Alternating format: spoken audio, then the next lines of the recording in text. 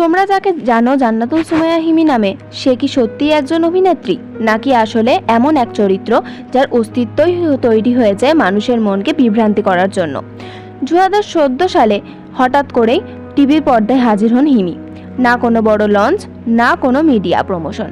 একদিন সকালেই টিভিতে দেখা যায় তার মুখ। প্রশ্ন উঠল, এই মেয়েটা এলো কোথা থেকে? কিন্তু সবচেয়ে অদ্ভুত ব্যাপার হলো, তার কোনো স্কুল, কলেজ, এমনকি জন্ম সনদ পর্যন্ত খুঁজে পাওয়া যায়নি।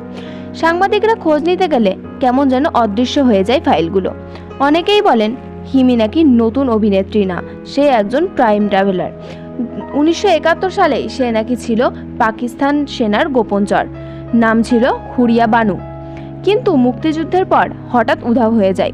আর এখন 2024 সালে সে আবার ফিরে এসেছে নতুন নামে, নতুন রূপে, আর আমাদের চোখে ধুলো দিচ্ছে। আরও চমকপ্রদ তথ্য হলো, হিমির সঙ্গে থাকা নিলয়, সে নাকি একটা এআই রোবট। বিদেশ থেকে পাঠানো হয়েছে হিমিকে পাহারা দেওয়ার জন্য। তাদের দুজনকে ইনস্টাগ্রাম, নাটক, লাইভ সবকিছুতেই নাকি কোড আছে। আমরা না বুঝলেও তারা একে অপরের সিগন্যাল পাঠায়। আমরা শুধু বলবো, দেখুন, ভাবুন, আর হিমির পেছনে কে আছে সেটা নিজেই খুঁজে বার করুন।